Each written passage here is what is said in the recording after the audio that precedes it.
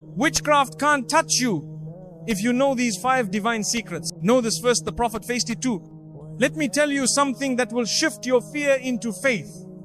Even the Prophet Muhammad sallallahu, the most protected man on earth, was afflicted by sihr. In an authentic hadith from Sahih Bukhari, Labid ibn al-Ahsam, a magician from the Jews of Banu Zuraiq, cast black magic on the Prophet sallallahu alaihi wasallam. For days the Prophet forgot things. He felt confused. His daily life was affected. But why would Allah allow this to teach you something vital? This isn't about weakness. It's about awareness. If sihr could reach the Prophet ﷺ, it can reach anyone. But if Allah protected him, He can protect you too. And that protection begins with 1. Know the signs before it spreads. Sihr hides. It doesn't knock on your door. It slips in like a shadow. It whispers, not screams. You may not see it, but your soul feels it.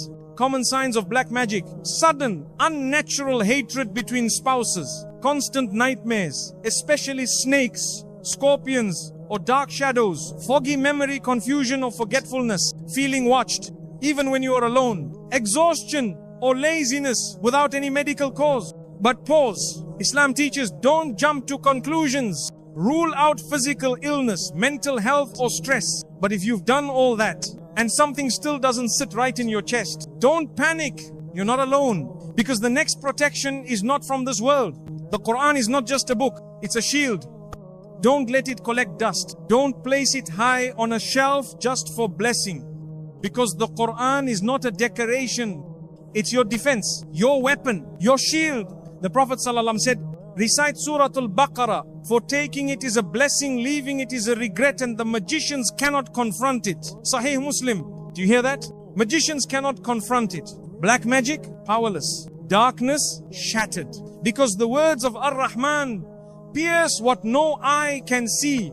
Every time you whisper Ayatul Kursi, every time you recite Surah Falaq and Surah Nas, you're not just moving your lips, you're activating divine protection. You are building a shield no evil can pass. It's not superstition, it's strategy. Spiritual warfare requires spiritual armor. And this book, this divine speech from your Rabb, is the greatest armor there is. Let it echo in your home. Let it fill your nights. Let it pour into your heart. So darkness has no place to hide. Because magic has a limit. But the Quran, limitless, boundless, unstoppable. So next time fear creeps in, open the Quran, recite, and watch every shadow disappear. 3. Black magic dies in the light of Tawheed.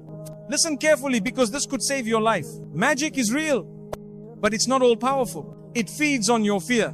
It thrives in your silence. It grows in hearts that forget who their Lord is. But the moment Tawheed enters, it dies. The magician might try to curse you, tie knots with your name, bury strange objects in the dark, under soil, near water. But if your heart is anchored in one phrase, La ilaha illa Allah, the entire world of darkness begins to unravel. Every knot breaks, every curse collapses, every shadow flees, because black magic has no strength when the light of Tawheed shines through.